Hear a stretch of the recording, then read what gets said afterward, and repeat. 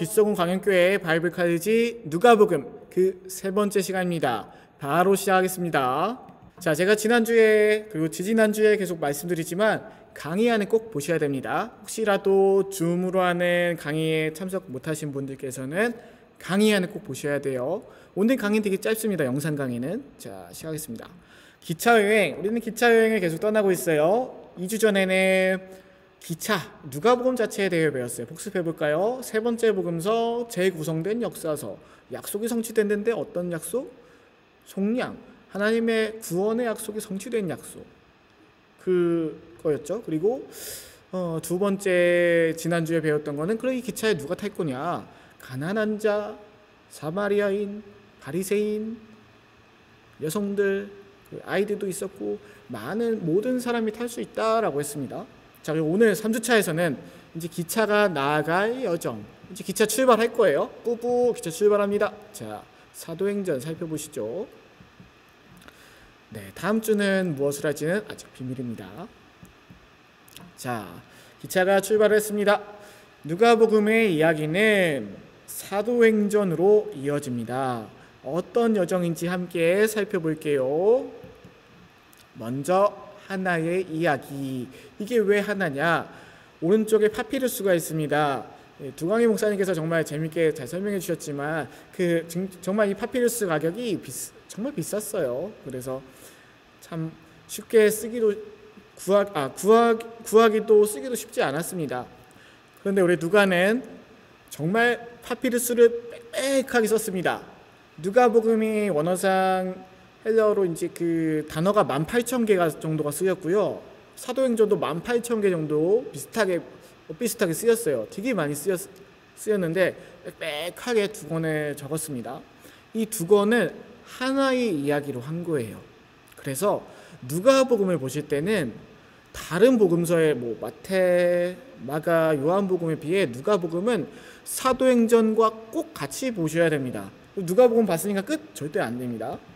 왜냐하면요, 이 두 권은 분량 때문에 나눠진 거예요. 분량 때문에 그 파피루스가 갖고 있는 그 약 1m 정도 됐거든요. 그 분량 때문에 나눠진 거예요. 여러분들 재미난 드라마 보다가 다음 시간에 말 나오면 드라마 다 봤다 할 수 있나요? 없죠. 다음 편 빨리 다음 편 나오라고 하죠. 마찬가지예요. 누가복음 보고 다 봤다? 안 됩니다. 누가복음 보셨으면 사도행전까지 꼭 보겠다는 마음으로 보시기 바랍니다. 왜냐면요, 장소부터가 달라요. 누가복음은 갈릴리에서 시작해서 예루살렘에서 끝납니다. 그리고 사도행전에서는 예루살렘에서 시작해서 땅끝으로 가는 이야기가 나와요. 끝까지 보셔야 됩니다. 이 정도 강조했으면 된 것 같고요. 자, 그럼 누가복음에는 나오는 이 여정이 어떤 여정이냐? 하나님 나라. 하나님 나라라고 하면 너무 포괄적이죠. 이미 임한 하나님의 나라에 대한 설명입니다.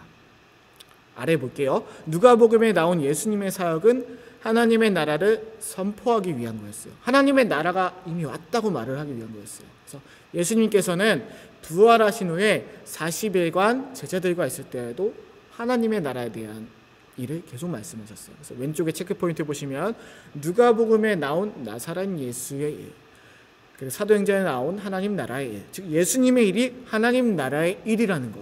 누가복음에서 예수님이 막 열심히 전하신 그 복음은 하나님 나라에 대한 것이었다는 것을 알고 가셔야 됩니다. 본문을 한번 보시죠. 누가복음 11장, 하나님 나라가 이미 너에게 임했어. 누가복음 17장, 하나님 나라는 너희 안에 있어. 하나님 나라. 마지막까지 이것이 나사렛 예수의 일이었습니다. 예수님의 일은 하나님의 나라의 일을 전하는 것이었죠. 자, 그리고 이것을 이어받은 두 번째 책, 누가의 두 번째 책 사도행전에서는 40일 동안 예수님께서는 제자들 그들에게 보이시며 하나님 나라의 일을 말씀하시니라. 너희가 어떻게 잘 먹고 잘 사느냐, 어떻게 이 땅을 개혁하느냐 아니에요. 하나님 나라에 대해서 계속 말을 하고 있는 겁니다. 자, 그리고 세 번째, 하나님 나라의 일이 구체적으로 어떻게 움직이나요? 오른쪽 체크포인트 보실게요. 누가복음과 사도행전에는 성령님에 대한 이야기가 상당히 많이 나옵니다. 하나님 나라 알겠습니다. 이미 임했어요. 근데요, 어떻게 되는 건데요? 성령님께서 이제 일하신다는 거예요. 왼쪽 작은 글씨 볼게요. 누가복음에는 성령에 대한 이야기가 많이 나옵니다. 그리고 하나님 나라를 위한 이 사역의 원동력으로 성령님께서 많이 나옵니다. 이는 사도행전에서 제자들의 사역, 그들의 사역도 성령님의 도우심 속에서 가능해지는 겁니다. 네. 본문으로 볼게요. 누가복음, 예수님의 사역 시작 어떻게 했죠? 성령이 먼저 예수님에게 임했어요. 성령이 임해서 예수님의 사역이 시작됐습니다. 그 다음 사도행전도 마찬가지예요. 성령이 너희에게 임하면 내 증인이 되리라. 그래서 사도행전에서도 제자들이 바로 복음 안 전하죠. 성령을 받고 갑니다. 성령이 하나님 나라를 전할 수 있는 그 맛을 보는 사역의 시작이 있다는 거예요. 자, 오늘 강의는 여기까지입니다. 정리해 볼게요. 일단 1, 2, 3주차를 한번 정리해 볼게요. 누가복음은 비교적 늦게 작성이 됐습니다. 그것은 알고 있는 말을 더 확실하게 하기 위한 거였고요. 그래서 그 복음은 하나님의 친구들, 그러한 사람들, 가난한 자, 사마리아인, 여인들, 바리새인까지 포함될 정도로 많은 사람들을 포함한 하나님의 친구들을 대상으로 썼고요. 주 메시지로는 첫째, 너희 모두 하나님의 약속된 구원의 성취함을 받을 수 있다. 그리고 너희가 탄 이 구원 열차가 하나님의 나라를 향해 계속 가고 있다. 그 하나님의 나라를, 이 구원의 열차를 움직이는 원동력은 성령님이시다. 여기까지입니다. 네. 1, 2, 3주차 되게 한 20초 설명했나요? 되게 금방 요약을 했는데요. 일단 강의안을 꼭 보시고요.